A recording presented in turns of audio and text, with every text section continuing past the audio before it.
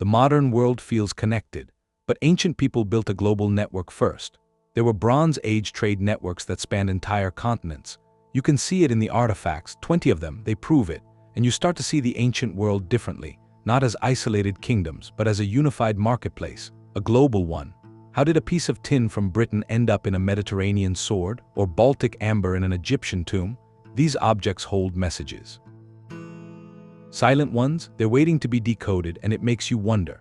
Our ancestors were global citizens. Long before we thought it was possible, bronze was a deliberate creation. It came from combining two metals. Copper was common, found in mountains, but tin was rare, it was the secret. And these two things, copper and tin, they weren't found in the same places. Often they were far apart, entire continents apart. So no single kingdom, no matter how powerful, could have everything it needed.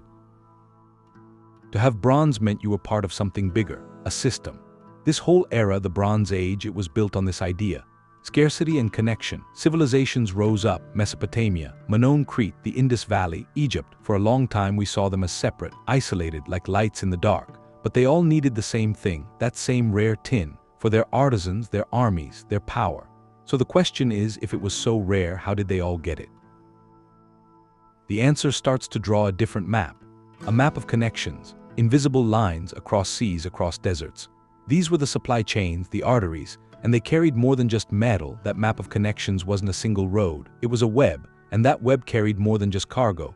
You could think of it as the ancient world's internet. It transmitted raw data. It transmitted finished software. It transmitted entire cultural operating systems from one node to another. When we talk about networks, we're talking about three currents flowing along those same lines.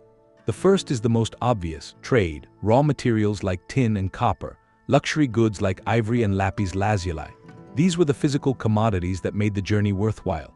But alongside them traveled a second current, the exchange of finished goods, a Mycenaean sword, a Minoan vase, an Egyptian scarab. These weren't just products, they were statements. To possess one meant you were connected to a distant and sophisticated world. But the third current is perhaps the most profound, cultural transmission.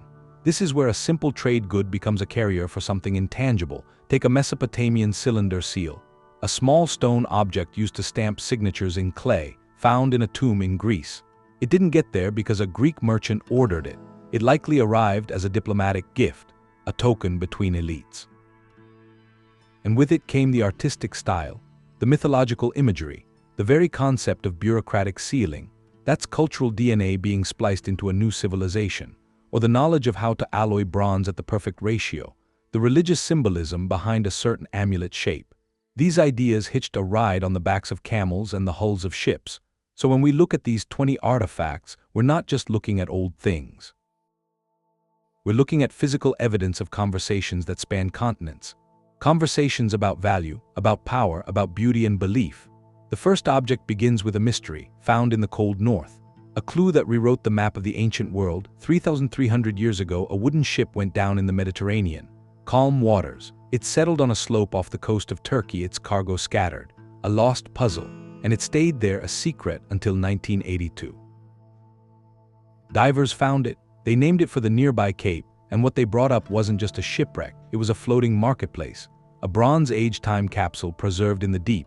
This one ship gives us the first physical proof of that network, maybe the most complete proof. Its hold was a treasure chest of continents. 10 tons of copper ingots shaped like ox hides from Cyprus. A full ton of tin ingots. Their origin is still a mystery, but that tin was essential. You needed to turn copper into bronze. There was Canaanite glass, gold jewelry, Egyptian scarabs made of solid gold, Mycenaean pottery from Greece, raw ivory from African elephants, and maybe the most telling thing, beads of amber, from the distant Baltic Sea far to the north. This wasn't a random collection. It was a curated inventory of the entire known world loaded onto one wooden hull. A merchant or a crew of them had sailed from the Levant, modern-day Lebanon or Syria. They were heading west, probably toward the powerful kingdoms of the Aegean. Their mission was simple, monumental, to connect. They were brokers in an international system. They knew a palace in Greece would pay for Cypriot copper and rare tin, that an Egyptian official would value fine Canaanite glass, that Baltic amber, this fossilized resin. It had already traveled thousands of miles. It held a magical appeal everywhere. This ship was a link in a chain. a chain that spanned from the cold northern forests to the deserts of Africa. Its sinking was a tragedy for its crew, a loss that echoes, but for us it's a miraculous snapshot. It proves these journeys weren't rare, they weren't exceptional. This was business as usual, a single perilous voyage carrying the hopes and the wealth and the very substance of multiple civilizations. The ship makes the network tangible. You can stand in a museum and see the actual Oxhide ingot, the one that never reached its destination. It turns an abstract idea into a physical truth. But if this ship shows us the system in motion, our next artifact shows us something else. The stunning reach of a single, coveted material. It asks how something so small could travel so very far. Baltic amber moved a long way, but it was still a thing you could hold. Ideas, though. Could something like astronomy move along those same routes? There's a find from a forest in Germany that says it could. And it changed things, the Sky Disk. It was discovered by accident near a bronze disk about as big as a small plate. It looks simple at first, but then you see the gold. Gold set into it, forming a crescent moon, a full sun, or maybe a full moon and then a group of stars. That group is the Pleiades, a very specific set of stars in the night sky. This was made around 1600 BCE. That's older than the pyramids at Giza, and it was found in Central Europe. Far from Egypt, far from Mesopotamia. That location matters. It tells us this sophisticated understanding wasn't locked away in the so-called cradles of civilization. It was out here, in the forest on the periphery. The disk is a calendar. The positions of the sun and moon and the Pleiades, they could sync up the lunar year and the solar year. You needed that to know when to plant. Practical science stamped into metal and gold, but the materials have their own story. The tin in that bronze, it almost certainly came from Cornwall, in southwest Britain. That tin crossed the channel. The gold, it might have come from the mountains, hundreds of miles to the east. So the very stuff that made the disk had already traveled across the continent before any artisan even started. That changes what it is. It's not just a local farming guide, it's a fusion. Distant materials combined with advanced knowledge that was shared to make an object that was both useful and deeply spiritual. The Sky Disk shows the network carried more than luxuries. It carried a single unified picture of the cosmos. Someone in Germany was watching the same stars, marking the same seasons, using the same complex math as people in other parts of Europe. They were in a conversation. A continent-wide conversation about time, about the heavens, about where people fit in all of it. An exchange of ideas on a huge scale, and it suggests the next object might have had a similar purpose, but maybe a more personal one, something connecting the living to the powers they thought ran their world. That unified view of the cosmos mattered, but the Bronze Age economy was built on something solid, a specific shape cast in metal. It became a universal symbol of trade, the Oxhide copper ingot. You'd have this thick slab of raw copper, but not a simple brick. It had 4 distinct handles, one at each corner, so it looked like a stretched animal hide. That wasn't an artistic choice. It was logistics, pure logistics. Those handles meant 2 people could carry this heavy, awkward thing. They could be roped together for a pack animal or stacked securely in a ship's hold. This shape, this specific design, became the container for the most essential raw material of the age, and it points to its source. Almost all of these ingots came from one place, Cyprus. Cyprus was the copper powerhouse of the ancient world. Its name gives us the word for the metal. For centuries, its mines fed the entire network, but this is where it gets global. These Cypriot ingots didn't stay. They were pulled from the sea at the Shipwreck, stacked neatly before it sank, found in hoards on Sardinia far to the west, discovered in the palaces of the Levant in modern Israel and Syria. Their distribution is a map. Each find is a dot. Connect them and you see the arteries of Bronze Age commerce pulsing across the Mediterranean. This wasn't casual trade. The ingots show a system. They are remarkably consistent in size and weight, and that consistency is the key. It meant a merchant from Mycenaean Greece and a trader from Uluburun in Syria both knew exactly what they were getting. No argument over measurements or purity. The shape itself was a guarantee. A trusted brand centuries before the concept existed. So these lumps of raw metal became more than copper. They functioned as a pre-monetary currency, a form of ancient bullion accepted from Mesopotamia to the Aegean. Their value was intrinsic, internationally recognized. The movement of these ingots in bulk proves something. It wasn't just luxury trinkets moving along elite gift networks. This was industrial-scale logistics. Kingdoms were planning their bronze production years ahead, securing contracts. commissioning shipments to sail across open water. The entire political and military power of an empire could hinge on the safe arrival of a shipload of these oddly shaped ingots. They are the silent, heavy foundation. The foundation palaces were built on. The foundation armies were armed with. And if this was the standardized currency of empires, our next artifact shows the luxury that currency could buy. A material so rare, so desired, it created a supply chain. From a single, remote valley to the tombs of Egyptian pharaohs, there was a royal tomb at Mycenaean under the Lion Gate. A warrior king was buried there with his treasures, gold masks, inlaid swords, and they found these beads, a warm, golden material glowing, amber, but it wasn't local. They tested it. And the truth was, this amber came from the Baltic Sea region, over 1,500 miles to the north. So to get from a Scandinavian pine forest to a Greek citadel, in the 16th century BCE, this material had to travel. It didn't go directly. No single merchant made that trip. It passed from hand to hand, from tribe to tribe, a relay race of exchange right across Europe, and each transfer added to its story and to its value. By the time it reached Mycenaean, it wasn't just fossilized tree sap. It was a symbol, a piece of the distant north, now in the hand of a southern king. Its presence tells us the network had layers. It wasn't just ship-based trade, palace to palace. There was an overland web, a slow trickle of goods moving through communities. Northern hunters might trade raw amber to Central European metalworkers. Those metalworkers might exchange it for pottery or tools from further south. And then through diplomacy or gift exchange, it would reach the Aegean elites. This system funneled exotic resources from the periphery toward the powerful cores. The Mycenaean warlord who wore this amber wasn't just displaying wealth, he was displaying reach, showing his peers that his influence, his connections stretched to the edges of the known world. The amber's journey is a map of trust and desire, written in the movement of a single object, that blue, the deepest blue you can imagine. It was the color of the night sky for the Egyptians, the color of the heavens of eternal life. They called it Lapis Lazuli, and they used it everywhere.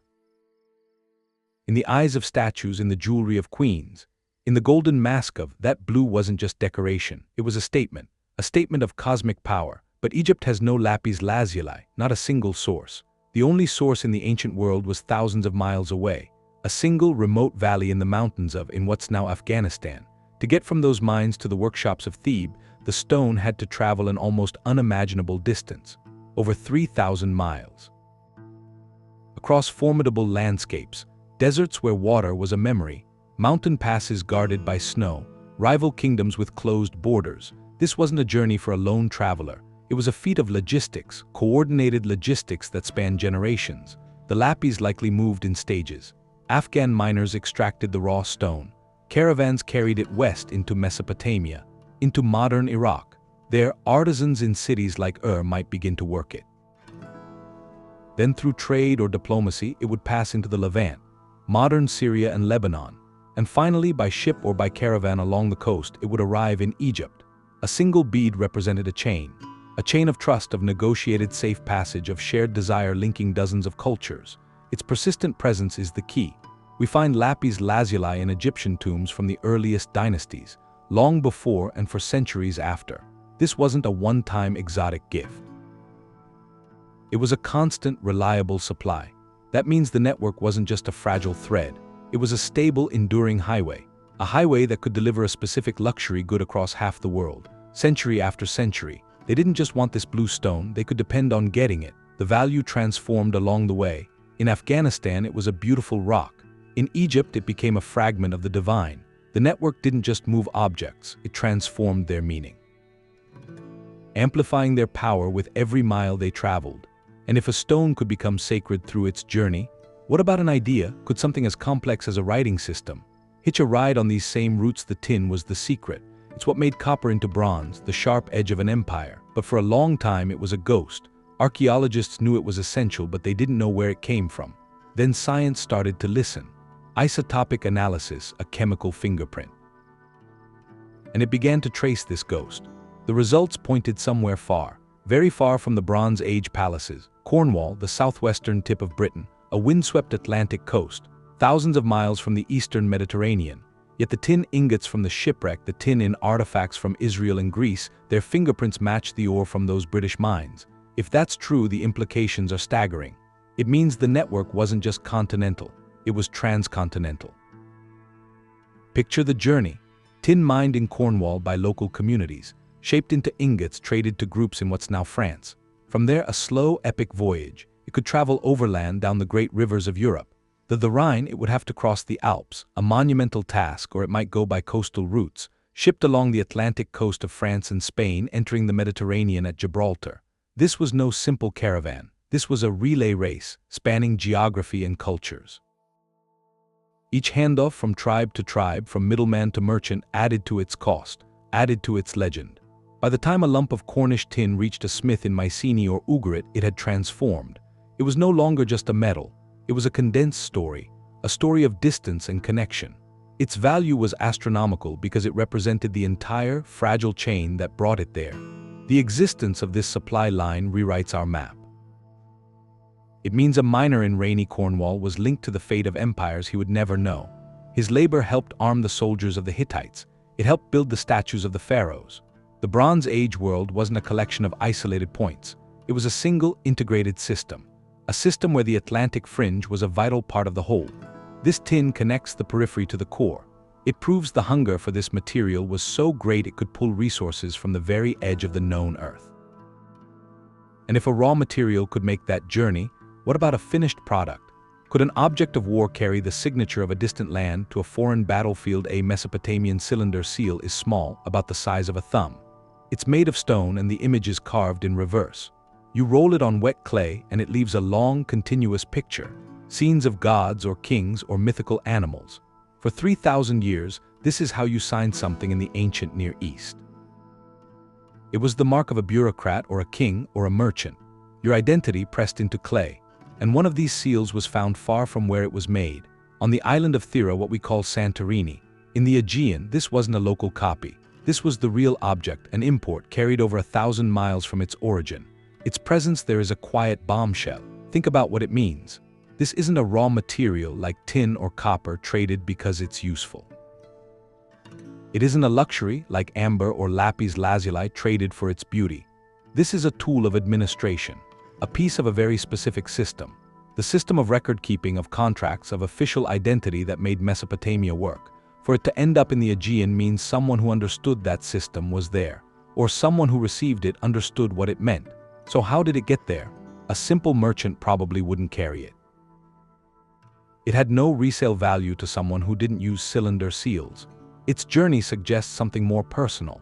Maybe it was a diplomatic gift, a token of esteem from a Mesopotamian envoy to an Aegean prince, a symbol of recognition between elites.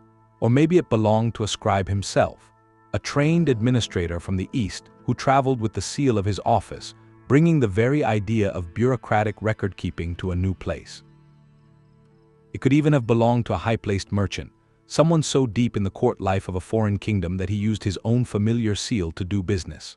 However it arrived, this small stone cylinder is a fingerprint, evidence of direct, intimate contact between two very different worlds, the bureaucratic, text-obsessed cultures of Mesopotamia and the emerging, vibrant palace complexes of the Aegean.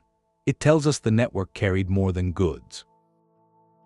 It carried the soft infrastructure of civilization itself, the ideas of how to organize, how to authenticate, how to rule.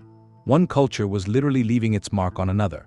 And if a tool of administration could cross that distance, what about a tool of belief? Could the symbols of a distant religion find a home somewhere new? The ship carried the finest goods. But not every merchant sailed with that kind of wealth. Some dealt in leftovers, broken pieces. The Cape Shipwreck shows that. It's off the southern coast of Turkey, a bit older, from around 1200 BCE. Its cargo was different. Divers didn't find gleaming gold, they found piles of scrap. Broken bronze tools, shattered weapons, damaged household items, all bundled up. And they found the merchant's own tools, small stone weights for a scale, his personal seal for marking property.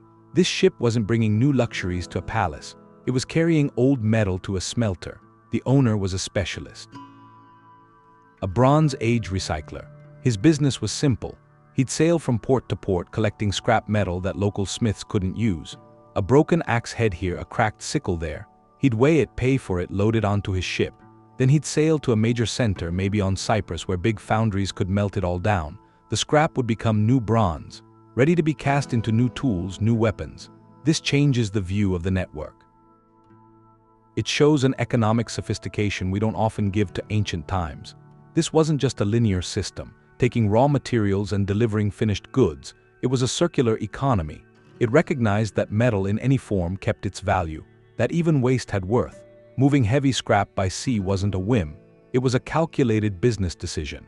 It means the price of bronze was high enough, and the sea lanes were safe and regular enough. That a merchant could profit just from collecting and moving broken goods, that's the sign of a mature system, an efficient system. So well established it had niches for specialists. The scrap metal dealer was as vital as the miner or the king's smith. He closed the loop. He made sure the precious tin and copper hauled across continents would be used again and again. His personal seal, found in the scrap, is a quiet signature. It marks him not as a lord or a warrior, but as a crucial node in the machine. A humble link. That made the whole system sustainable.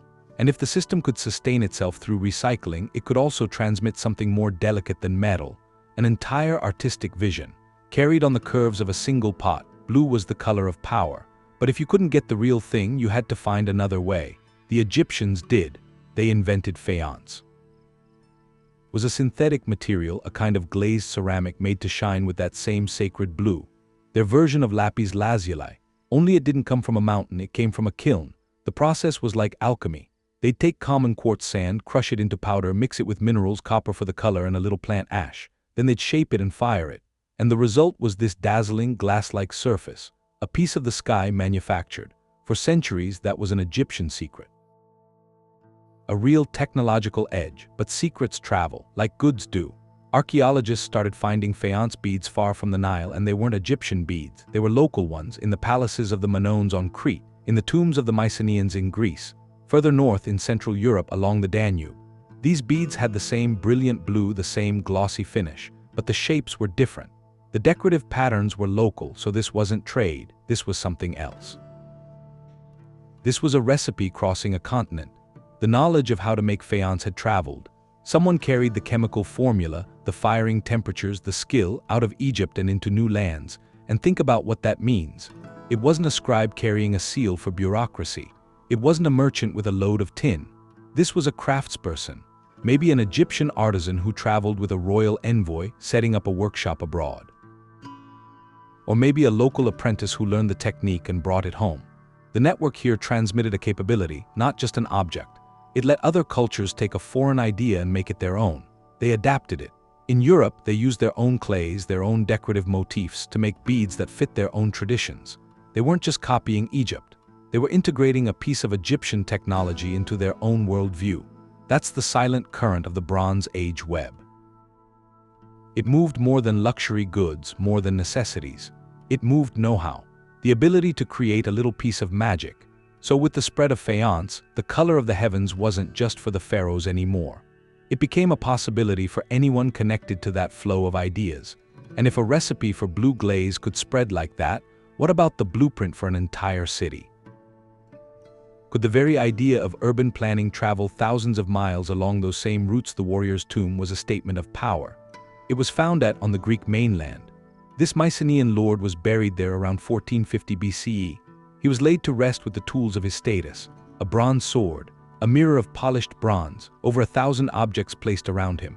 But one item stands apart, a seal stone, a small, hard gem you'd press into clay as a signature. This one was agate. And the scene on it is breathtaking. Two warriors in combat, muscles defined, expressions fierce.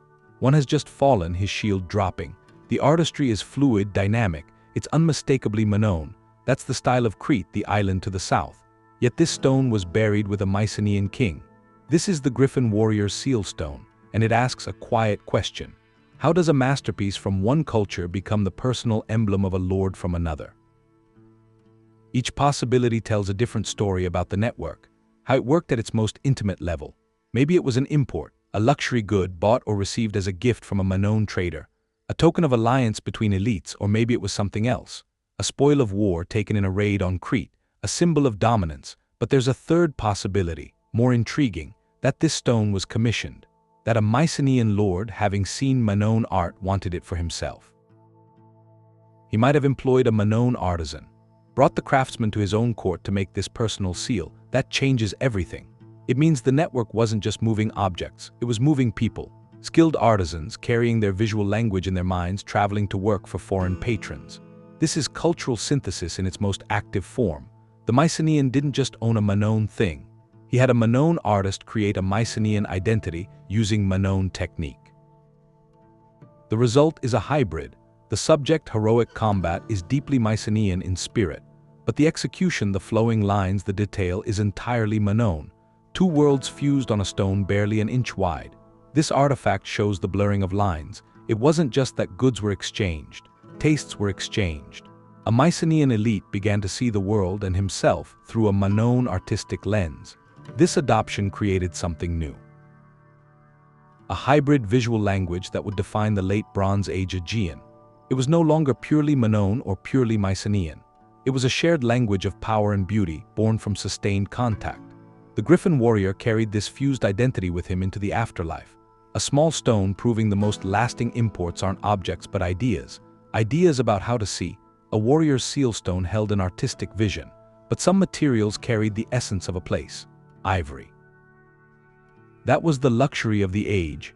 Warm, smooth, carved into combs, into furniture, into statuettes of gods, it whispered of distant places, wild places. But its journey shows something about the network. It wasn't just connecting ports or palaces, it was connecting entire ecosystems. In the Bronze Age, ivory came from two sources: African elephants from the savannas far to the south, and then the Syrian elephant, a smaller subspecies. It once roamed the river plains of the Levant, and it's gone now. Tusks from both have been found far from home, in wealthy cities like Megiddo, Ugarit along that coast, but also in Mycenaean Greece, in the workshops of Egypt. So the trade routes branched inland, they followed the herds. Securing ivory required local knowledge, deep knowledge. Hunters who knew the animal's paths, communities who knew how to process the raw tusk, how to keep it from cracking. The network had to tap into that. It had to integrate the hunter on the Syrian plain, with the merchant in a Levantan port, and the royal sculptor in a palace by the Nile. Think about that chain. A tusk from a Syrian elephant taken near the Euphrates, traded to a caravan heading for the coast. At Ugarit it's loaded onto a ship, bound for Crete. There a Minoan carver transforms it into the handle of a mirror for a priestess. So a single object links a river valley, a seaport, an island sanctuary. The material becomes a map of ecological collaboration, human collaboration. The demand was universal among elites. To own ivory was to own a piece of the untamed world, rendered into an object of civilization, exquisite civilization. But this demand had a cost. The Syrian elephant, hunted for centuries to feed that market, that international luxury market, it was eventually driven to extinction. The network was so efficient, so hungry, it could consume an entire species. This isn't just a trade good, it's a record of a lost world. It shows how these ancient connections didn't just move goods, they changed landscapes. They reshaped the natural world itself to feed the desires of a connected age. And if the network could transform a landscape, what could it do to a belief? Could it carry a divine symbol from one pantheon to another? Planting it in foreign soil peace was a commodity, as valuable as tin or copper. You had to negotiate it, formalize it, put it on display. In the 13th century BCE, two empires stood across the Levant from each other. The Hittites in Anatolia and the Egyptians on the Nile. They were rivals. They fought before at the Battle of, but after years of that, they took a different path. They made a treaty. The Treaty of signed around 1259 BCE. It's the oldest written peace treaty we know of, and its physical form tells you everything about the network. The Hittite king sent a copy to the Egyptian pharaoh, inscribed on a silver tablet. Not clay, not stone, silver, a precious metal, that was the choice. This treaty wasn't just a document, it was a gift, an object with its own immense value carrying a message worth even more. The silver gave the words weight, literal weight, symbolic weight. It showed respect. It showed this agreement was permanent, worthy of a material that wouldn't crumble. The terms were pragmatic. They pledged peace and brotherhood forever. They promised to help each other if a third party attacked. They agreed to send political refugees back. They set a stable border. This was high-stakes diplomacy. And it worked. The treaty held. For generations, it kept peace between two superpowers. That stability was the invisible infrastructure, the framework. With the threat of a major war gone, the lands between them could breathe. Caravans could move from Anatolia down into Syria and Canaan without fear of getting caught in a crossfire. Merchants could plan long journeys, knowing the political landscape was fixed. Local rulers in city-states along the routes could trade, confident their overlords weren't about to march armies through their markets. The Silver Treaty created a safe corridor. It made the whole economic network more efficient, more reliable, far more profitable. This is the layer we often miss. The artifacts we find, the tin, the amber, the lapis, they moved along physical routes. But those routes only worked because of a political architecture, an architecture built on things like this treaty. Diplomacy was the operating system, trade was the software running on it. The network wasn't just merchants and ships, it was a system upheld by kings and scribes, by envoys and translators, by the idea that agreements between distant powers mattered. The silver tablet itself is the perfect artifact of that system. It's both a political instrument and a luxury good. It moved from one capital to another, not for trade, but to make all future trade possible. Its journey was a single, deliberate act of connection, trying to weave two empires into one stable order. So when we marvel at an object that traveled 1,000 miles, we should also remember the silent agreements that made the journey possible. The promise of peace etched in precious metal that kept the roads open, the seas clear.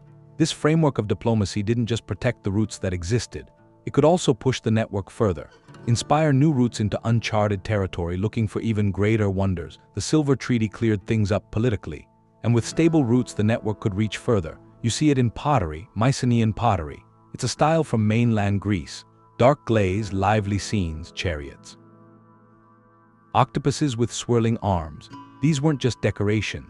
They were a brand, a signature, and these pots traveled west, far west. Archaeologists find them in numbers on the coasts of southern Italy, across Sicily, in Sardinia. This wasn't a single ship losing a few jars, it was a sustained flow, a deliberate export. So what were they doing? At first they were containers. They held precious things, olive oil, perfumes, maybe wine. The contents were the prize. On those long voyages something shifted. The container itself became coveted. The shape, the imagery, it spoke of a distant world, palaces, heroes. For a local chieftain in Sardinia, owning these jars wasn't just about what was inside. It was the statement they made on his shelf, a direct link to Aegean prestige, a symbol he was part of that conversation. But the volume suggests something deeper than trade. In some places, the finds are so concentrated, they hint at more permanent contact. Not just ships calling at a port. Mycenaean traders setting up small outposts, enclaves, a community of merchants living alongside local Italic peoples, learning their language, forging partnerships. Those partnerships were essential. The Mycenaeans weren't just selling, they were seeking. Their westward push was a search for metals, for goods, for new consumers. This pottery map is a blueprint for economic expansion. It shows the Aegean network integrating the central Mediterranean, turning a periphery into a node. Every octopus jar found in an Italian hut is a footprint, proof the web stretched from the Aegean to the Tyrrhenian Sea. The local cultures weren't just passive, they adopted these objects, made them their own, and in doing so they changed. The network was reshaping identities at its edges, and if everyday pottery could forge such connections, what about something more personal, a religious figurine? Could that cross the same divides? Carnelian is this stone. It holds fire inside it, a deep red, almost translucent. In the Indus Valley, their artisans learned to work with it. They'd take a raw bead of carnelian and treat it with an alkali from plants. Then they'd heat the bead, and where the alkali was, it would turn white, a permanent white against the red, so they could etch patterns into it, geometric ones, lattices and circles, designs so fine they looked like embroidery, but in stone. These weren't just decorations, they were chemical masterpieces. Tiny ones, and they traveled. Archaeologists find them. These same beads with that Indus style, that technology. They find them in the royal tombs at in Mesopotamia. That's over 1,500 miles away by sea. That's a different part of the network, not the Mediterranean, not overland through Europe. This is the Indian Ocean coming into view. Mesopotamian texts mention a place, a distant, wealthy land called. They talk about its ships arriving, bringing exotic wood, ivory, carnelian. Most scholars think was the Indus Valley. The beads are the proof. They're the silent cargo from those texts. To get the scale, you have to imagine the trip. A ship probably built from Indian teak leaves an Indus port, had a huge engineered dock. This was organized trade, institutional. The ship sails west across the Arabian Sea. Following the monsoon winds, it navigates the coast, Oman, Iran, into the Persian Gulf, finally reaching the Tigris and Euphrates. That journey was monumental. It took sailing skill and deep knowledge of seasons, stars, foreign ports.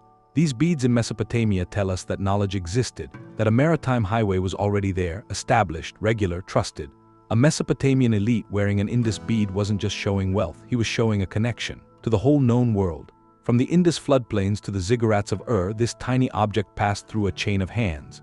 Each handoff was a kind of pact, a mutual understanding. Bead is more than a traded item. It's a diplomat, a chemical message from one sophisticated civilization to another, saying we are here, we can make this, and we can reach you. It collapses the map. It makes the Indian subcontinent and Mesopotamia neighbors in a vast, watery neighborhood. That connection suggests the network wasn't one web, it was multiple webs interlocking. And if luxury beads could cross that ocean, what about everyday things, something as humble as a market weight? Could it show the same reach? A warrior's weapons are personal. They're chosen for balance, for the edge, for how they feel in the hand. But here's a case where every piece in that arsenal came from somewhere else, from different corners of the world. That's the hoard, found in what's now Israel, buried in a clay pot about 4,000 years ago, a secret stash. Inside were axes, spearheads, daggers, tools, a full kit for someone of status. A warrior, maybe a merchant who needed protection on the road. For a long time, it was seen as a local find, the work of a Canaanite smith using local materials. Then science took a closer look. Metallurgists took samples. They analyzed the chemical fingerprint of the copper in each object, and the story shifted. The copper in these weapons didn't come from one place. It came from many. Some of the metal matched sources in the valley, south of the Dead Sea. Other pieces matched the signature of Cypriot copper from across the sea. Still others pointed north, possibly to mines in Anatolia, modern Turkey. This one cache, buried by one person, was a mosaic of the Mediterranean. Each axe head was like a passport stamped from a different land. It changes how we see ancient warfare, daily life. It means that by 2000 BCE, the network wasn't just for kings and pharaohs. It had filtered down. A regional warrior, guarding a caravan route or serving a local chieftain, could assemble his tools from an international metals market. He didn't need to know the geography. He just needed to trade. The smith who forged these weapons probably bought ingots from different merchants, each one boasting about their metal's quality from some distant, famous source. The hoard shows the system's reach, its staggering efficiency. These networks were so pervasive, so reliable, that they supplied the very means of conflict and craftsmanship in what we might think of as provincial towns. This warrior walked the dusty roads of Canaan armed with the continents. His strength was literally forged from connections spanning the sea. And if a personal weapon cache could be such a global collage, then what about objects of pure ceremony? Could the ultimate symbol of authority also be a patchwork of distant lands? Glass was like alchemy back then.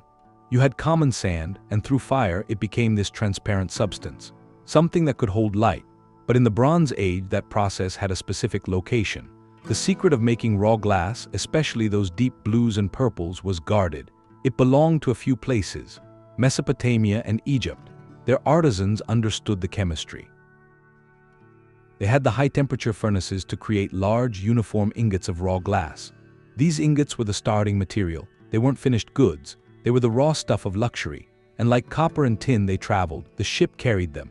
Chunks of cobalt and violet glass right next to the metal ingots. High-value cargo sent to workshops far away.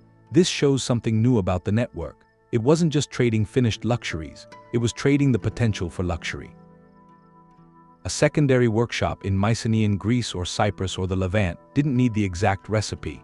It didn't need those specialized furnaces. It could acquire these prized ingots, melt them down at a lower temperature and craft them into forms its local elite wanted. Beads for a necklace, inlays for a box, a delicate vessel for oil. This is an early form of industrial outsourcing. The core regions, Egypt and Mesopotamia, were the primary producers. They controlled the complex, capital-intensive first step. The peripheral regions became the skilled finishers, adding their own artistic flair to a premium imported material. A deliberate division of labor across the Mediterranean, an economic strategy to maximize efficiency, to spread the benefits and the risks of production. For a local artisan in Greece, using a Mesopotamian glass ingot meant accessing a color and quality he couldn't make himself. He could then apply his own community's motifs, his own style, to create something hybrid, uniquely local but undeniably connected. The raw glass trade shows the network maturing, evolving from just moving rare things to orchestrating a multi-stage process across borders. It required trust in the quality of the raw material. It required stable roots so a fragile, valuable ingot could survive the voyage. This system turned isolated acts of craftsmanship into links in a continental chain. Each brilliant blue bead found in a tomb far from the Nile was a product of that chain, a fragment of centralized knowledge transformed by distant hands into a local treasure. And if the network could manage the trade of something as fragile as glass, what else could it carry that was more intangible? Could it carry a story? A myth so powerful it became a shared possession across the ancient world that flood story might have been something they all held on to. But then, the late Bronze Age, it hit a kind of storm. Around 1200 BCE, those big networks started to fail. Palaces were burning. The trade routes went quiet. They call it the Late Bronze Age collapse. And in all that chaos, new names show up in the records. Egypt wrote them down. They called them the Sea Peoples. A mix of groups moving on ships and on land, turning everything over. They were one of those groups. For the longest time, that's all they were, a name in Egyptian carving, just a threat on a temple wall. Then they found a sword. On Sardinia, way out in the western Mediterranean, a bronze sword, and on the blade there's an inscription. It names a warrior. It says he is, that's artifact 17. And it changes that mythic enemy into an actual person. The sword is a puzzle, though. The style is Aegean. It looks like it was made by a smith from the Mycenaean world from Greece. But it was found in Sardinia.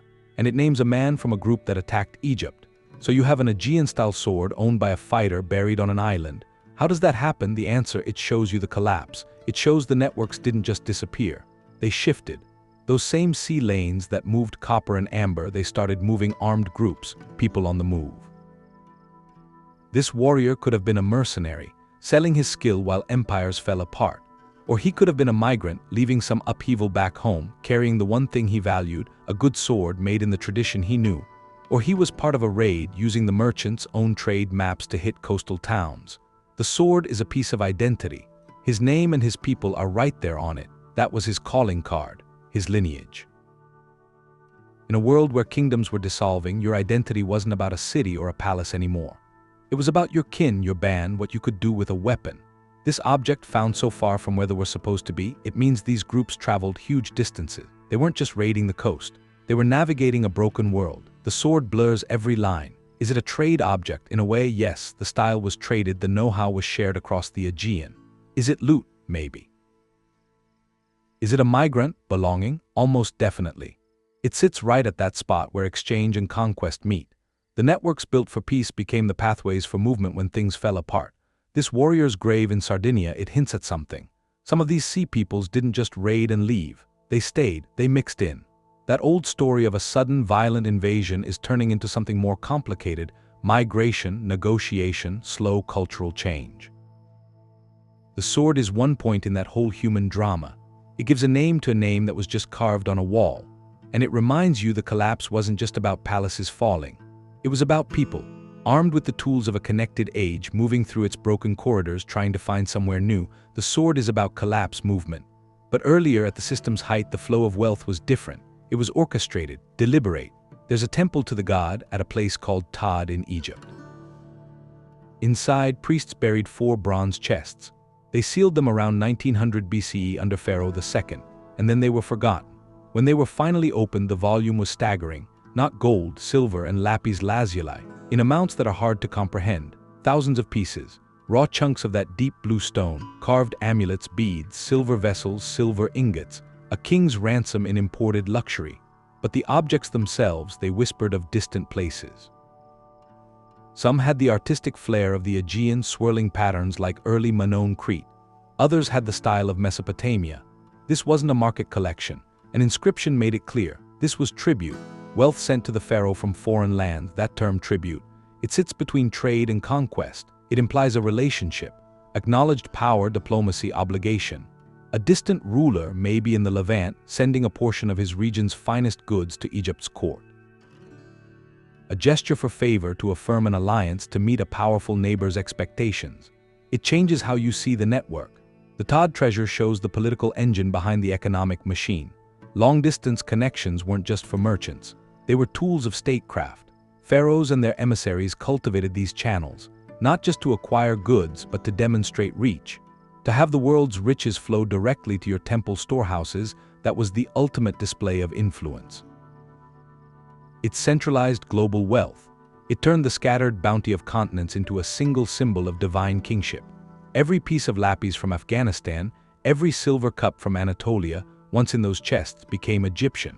It was absorbed into the pharaoh's legacy, offered to the gods, reinforcing that all valuable things, wherever they came from, ultimately belonged to him.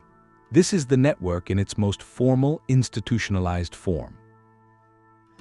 A system so reliable, so embedded in international relations, it became a pipeline for royal prestige.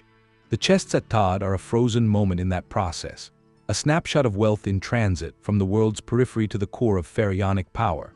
And if that centralized accumulation was the goal for kings, then what was the mechanism? How did the merchants, the lifeblood of it all, actually keep track? Across languages, across cultures, how did they manage those monumental exchanges? Ships had mastered the sea. But the land required something else. It needed the donkey. That was the engine for everything over ground, the Bronze Age semi-truck. Ships connected ports and palaces, but these animals, they created a web on land. They carried trade across the most difficult terrain, Anatolian mountains, the plains of Syria, the dry expanses of Mesopotamia. We can see it in the records. Scenes cut into stone, details on clay tablets. They show these caravans, and they weren't just travelers. They were organized operation. Dozens of donkeys, sometimes hundreds, all in a line, each one with balanced packs on its sides. These weren't casual trips, this was logistics. The cargo lists are very specific. Tin ingots for smiths in far-off cities, bales of fine wool, the luxury fabric, bags of stones like Carnelian for artisans. This was high-value freight. Moving at walking speed across continents. Domesticating the donkey for this was a quiet revolution, a technology as important as the sail. It turned barren land from a barrier into a corridor. The caravan master, like a freight manager, had to know the routes, where the next water was, which mountain pass was safe in a given season, how to deal with local chiefs for safe passage. It was a profession of knowledge and trust. This land network was just as formal, just as reliable as the sea network. It connected the highlands, where metals were mined, with the lowland plains where cities used them. A tin ingot from Anatolia might start on a donkey, going down trails to a river port, then onto a ship, or it might keep going overland for months, across deserts to a Mesopotamian city. The donkey caravan was the first and last mile. It made the interiors reachable. It brought the remote mine and the distant market together. This land web with the rhythm of hooves was the perfect match for the sailing ships. Ships handled the bulk over water. Donkeys handled the precision across broken land. Together it was a complete system. A system that could get a specific good from almost any point to another. And it all depended on the strength, the patience of an animal we don't see as revolutionary. The donkey caravan changes the map. It's not just coastal dots anymore. It's a shaded continent. World connected deeply by land, so the donkey was the vehicle. But what was the fuel? What kept this whole sprawling system running from the miner to the king? The answer is a system of value, something so universal it needed no translation. The system needed a symbol, something everyone could recognize, something they could trust. From a donkey driver all the way up to a king. They found that symbol on Cyprus. It's a small bronze statue, about 14 inches tall. It's called the Ingot God. And it's the final piece. It shows you how the network stopped being just a route. It became an identity. The figure is a deity, a male god standing upright wearing a horned helmet. His arms are raised, maybe in blessing, maybe in a show of power. But you don't look at his face first, you look at his feet. He isn't standing on a mountain. He isn't standing on an animal. He's standing on a base shaped like an oxhide copper ingot, that four-handled slab of raw metal, the very symbol of Cypriot wealth. It's a complete fusion. The city's god, its divine protector, is literally rooted in its primary export, elevated by it. The message is clear. Our power, our connection to the divine comes from this. From the copper that comes out of our earth, goes on to our ships and out into the world. This isn't just art, it's a mission statement, cast in bronze. It tells us the people of Cyprus didn't just mine copper, they the system it created. Their prosperity, their place in the Mediterranean, their sense of self, all tied to that network. The ingot god sanctifies commerce. It turns an economic activity into a sacred duty. It means the merchants sailing from harbor weren't just businessmen. They were agents of a divine order, carrying the blessed bounty of their island to distant lands. Their success was a sign of favor. Their safe voyages were a matter of cosmic importance. This small statue collapses the distance between the spiritual and the material. For centuries, we've separated ancient economies from ancient religions. The Ingot God laughs at that separation. It declares the network was spiritual infrastructure. The safe passage of a ship, the fair weight of an ingot, the trust between partners, these weren't just practical concerns. They were upheld by gods who stood on ingots. The network was embedded in their worldview, at the deepest level. It was part of their story about who they were. So these artifacts, from the sunken ship to the standing god, they draw one picture, not of isolated flashes but of a connected world. A world humming, tin from Britain flowing to Greece, Baltic amber on Egyptian necklaces, Lapis Lazuli from Afghanistan inlaying Mesopotamian crowns, Mycenaean pottery on Sardinian shores. This was a globalized age with all the complexity that brings. Supply chains and middlemen, tariffs and treaties, innovations shared, identities blended. A system built on scarcity and desire, held together by trust, transported by donkey, by ship, by human ambition. The collapse of this system around 1200 BCE wasn't the end of connection, it was a reset. The networks fractured, but the knowledge of them remained, the memory of distant places, the buried artifacts themselves. They were seeds. When new civilizations rose, the Phoenicians, the Greeks, the Romans, they would rebuild these roots, often following the same path, seeking the same resources. The Bronze Age web was the first prototype, a proof of concept for a connected humanity. So the next time you hold something made far from where you live, think of the Ingot God. Think of the ancient, invisible lines that have always pulled the world together. Our ancestors weren't just surviving in isolated valleys. They were talking, trading, arguing, learning. They were building a worldwide web, not of information but of things and ideas. A web whose fragile, glorious threads we are still following. That interconnected world changes how we see the past. Looking at these 20 artifacts together, they make one clear picture. It wasn't separate lights in the dark. It was a single shimmering web. The ancient Greeks had a word for that, the inhabited world, the known community. And the Bronze Age had its own long before the Greeks gave it a name. A shared space of exchange stretching from Britain's Atlantic coast all the way to the Indus River valleys. This network moved on 3 levels, each one vital. First, the necessities, the lifeblood of the age.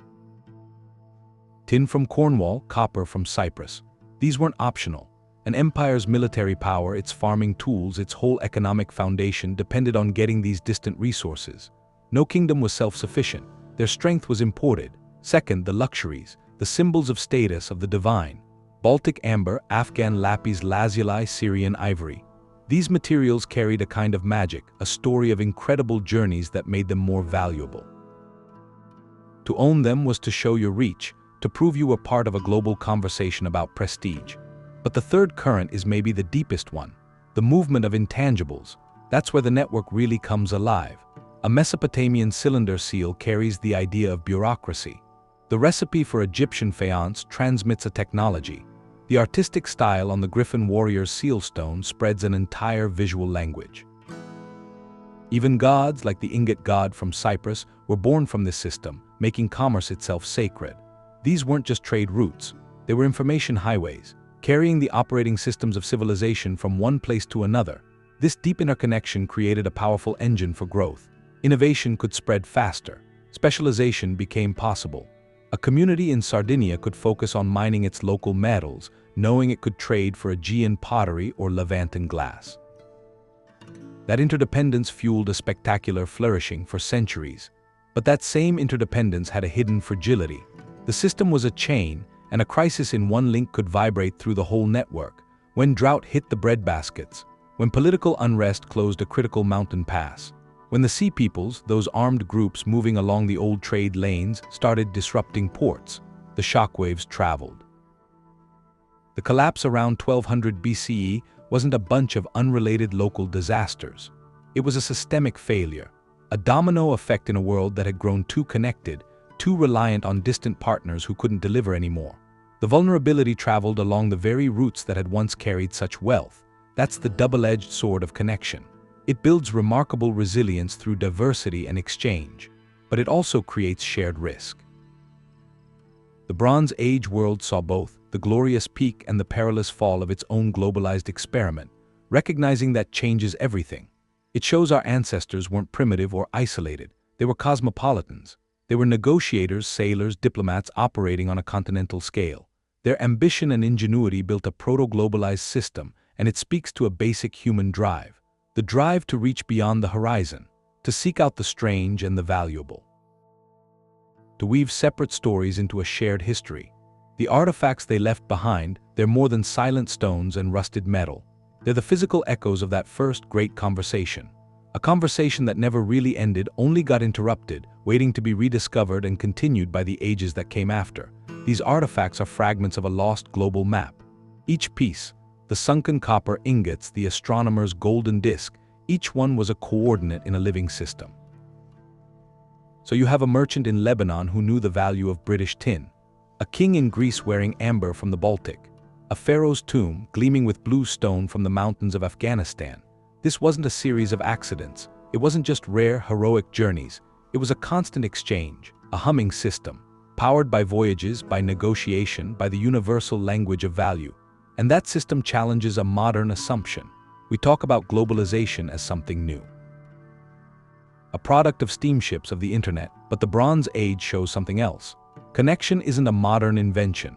Exchange isn't new, it's a human impulse. Our ancestors looked at the horizon and wondered. They felt the drive to seek, to trade, to learn from people who were different. They built the first frameworks for trust over huge distances. They created protocols, symbols, the Oxhide ingot, the silver treaty, things everyone could understand. They managed supply chains across continents. They dealt with delays, with tariffs, with stormy seas and shifting politics. They were solving the same core problems we solve today, the problems of a connected world. So the story these objects tell is a human story. It's about the miner in Cornwall. He had no idea his labor would arm soldiers in a land he'd never heard of. It's about the ship captain navigating by stars, the same stars on the disk, carrying a cargo that would fuel empires. It's about the artisan in Mesopotamia, carving a cylinder seal that would one day stamp its authority on a distant island. Their individual lives, their local concerns, were woven into something immense, a tapestry of interdependence. It defined an age. So the next time you hold something made far away, or tap a screen to connect with someone across the planet, remember the Bronze Age web. Our current era of connection isn't the first, it's a continuation. A revival of an ancient project. The networks are faster now, the scale is unimaginably larger, but the impulse is the same: to reach out, to exchange, to build a shared world from countless distant threads.